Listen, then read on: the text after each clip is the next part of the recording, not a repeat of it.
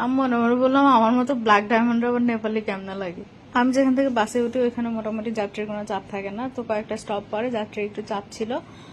লেডিসরা front door দিয়ে উঠতেছে, তো ওইখানে একটা ছেলে ওই দিক দিয়ে উঠে যাচ্ছে, তো তখন উনি ওনাকে বলতেছে যে তুমি এদিক দিয়ে কেন উঠতেছো, তুমি তো পেছনের দরজা দিয়ে উঠতে পারতা। আবার উনি মনে হয় নতুন কিনা জানি না, লেডিস সেকশনে বসে পড়ছে। ফ্যামিলি সেকশন আলাদা থাকে, মানে সেকশন আলাদা করা থাকে বাসে। পুরো বাস সিসি ক্যামেরার আওতাধীন থাকে। তো উনি মনিটরে দেখে ফেলছে উনি ওখানে বসছে। পরে স্টপেজে ওনাকে আবার অ্যানাউন্স করলো যে আপনি পিছনে যে বসেন, এটা তো লেডিস সেকশন। তো এর আগে আবুধাবি থেকে ফেরার পথে রোড সাইডে এই হসপিটালটা দেখছিলাম, বাট কখনো যাওয়া হয় নাই। বাসা থেকেই গুগলে দেখে গেছি যে এটা এইভাবে যেতে হবে।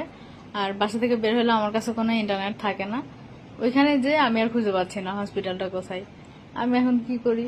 পরে একটা সিস্টারকে জিজ্ঞেস করলাম যে এটা কোথায়, উনিও বলতে পারতেছে না। পরে বললো যে বাস